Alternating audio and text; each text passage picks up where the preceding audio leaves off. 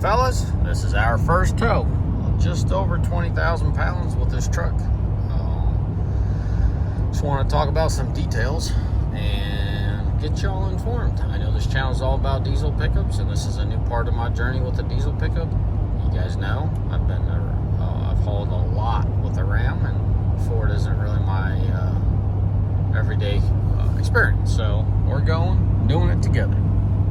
So let's talk about some information here. So this info, 10 miles to the gallon, is ever since I hooked up to this trailer. This is all the rocks kicking, coffee sipping time while this thing was idling and hooked up to the truck.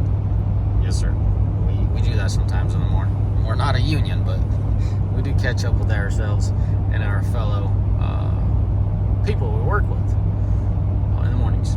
So with that being said, that's that number. You guys curious? 10 miles to the gallon. And this number is solely on the interstate. So we're getting 13.4. It's fluctuating. You know, I'm seeing it. So 13.5 is probably where I'm going to wrap up this video. Climbed out of Spokane. Now it's going to be fairly flat. So it's going to go up a little bit. Let's talk about numbers. So that coolant was not affected. I had to do a hill climb.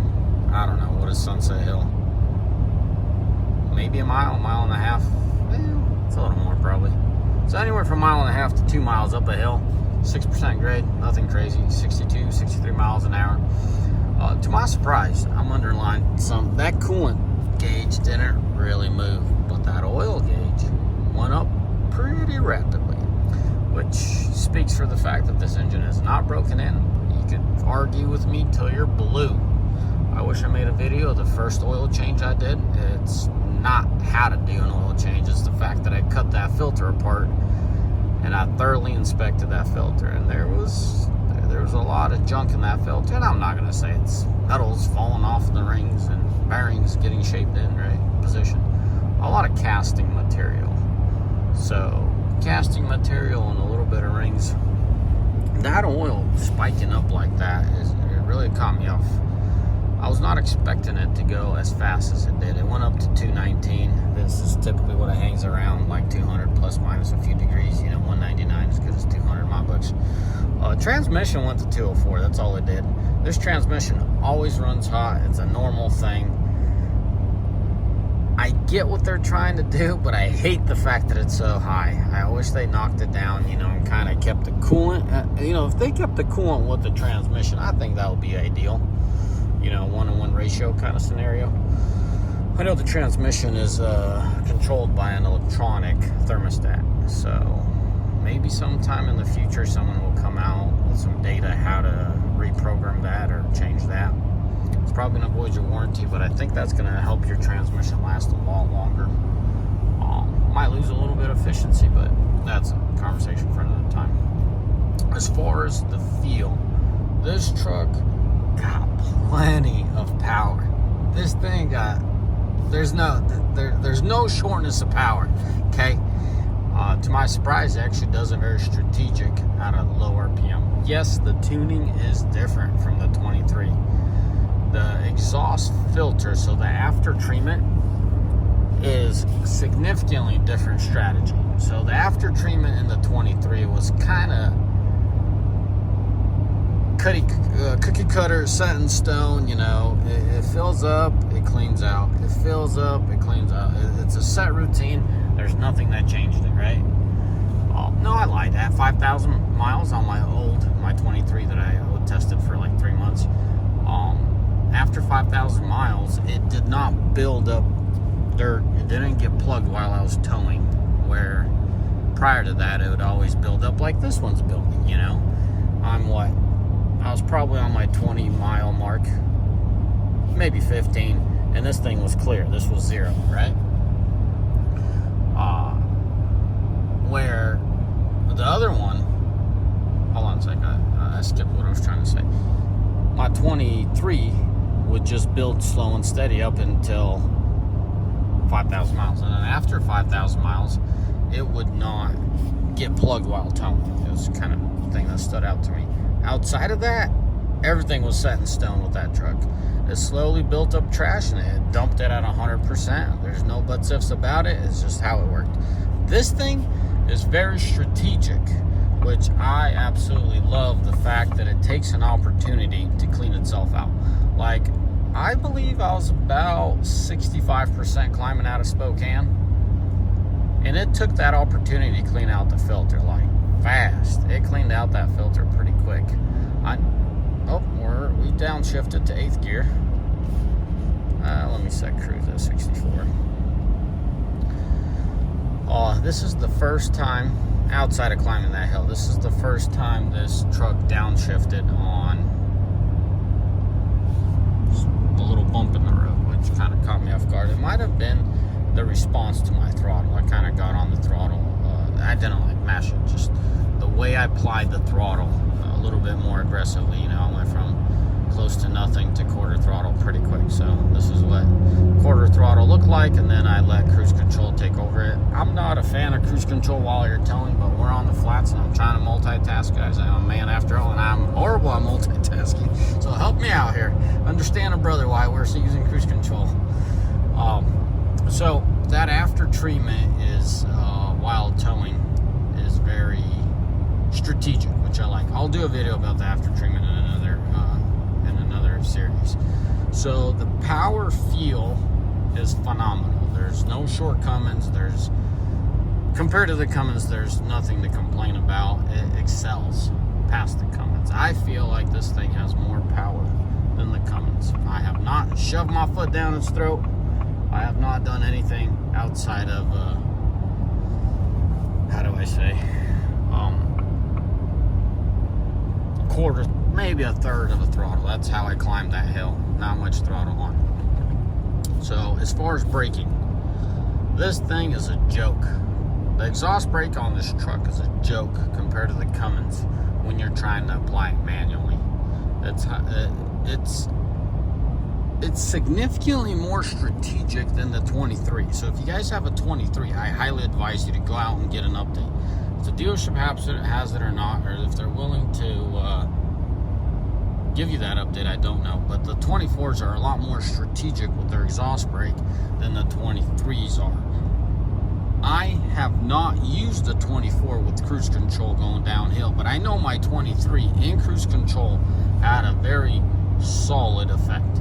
Now, I'm specifically applying to the fact that when you're in manual mode on your exhaust brake and you get off the throttle and this thing starts building up numbers, they're hypothetical numbers.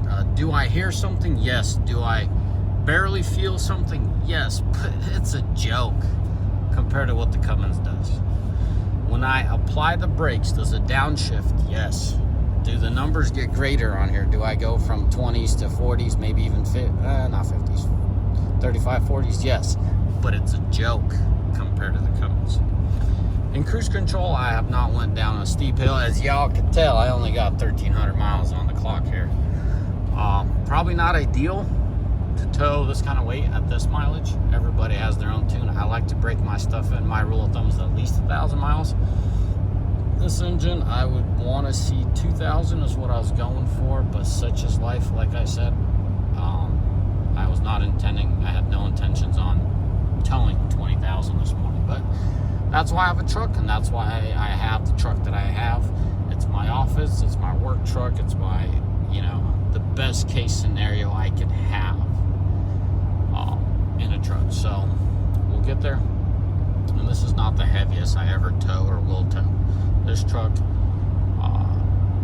at 20,000 pounds, guys, to be exact, it's like 20 and a half, 20,600, something in there. So it's between 20 and 21. So it's a solid 20,000 pounds.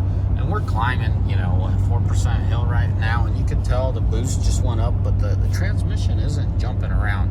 So the strategy in the transmission has also been changed. Where my 23, it would have went from 10th to 7th right now. I had one of the very first 23s released. I'm pretty sure they fixed it in later 23s. But yes, my transmission is not locked. It's not manual.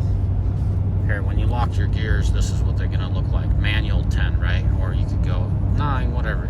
I'm adjusting it here. Let's go back. back to 10 and unlock it. Let the transmission do its thing. I want to see what the strategy is. So I'm going through all these. You guys that tow understand it's very important. So I covered the engine, significant power on Excel, a joke on diesel. Right now, you guys are experiencing, I mean, this is the first time he's saying, you know, the exhaust brake working. So I set 64, I'm maintaining 64. It's kind of hard to tell, it's already broad daylight, but I don't think the system applies the brakes. At least I don't feel the brakes being applied. I would think, or one would think, if the brakes would be applied, the gain would come on here. We did not see that, so therefore it was all maintained by an exhaust brake. Like I said, my 23 was just plenty exhaust brake when you're using cruise control, but when you're using manual, it was a joke, just like this thing. I don't have a lot of experience with this thing. My 23, I put 10,000 miles on it. This thing, 1,300, going on to 1,400. So the transmission, it's keeping temperature, it's strategic. The after treatment is very different on its strategy. It's probably about the same driving it empty, how quickly it gets plugged up. So within 1,300 miles, you guys got to realize 1,363 versus 51. So 1,310 miles, all those miles were done empty.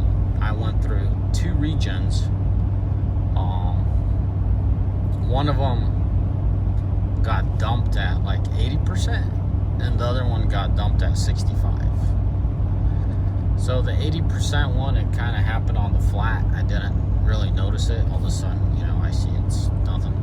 And my 65 was the same. No, my 65 was in the pass. I was going through a pass yesterday off of 82 between Ellensburg and Yakima.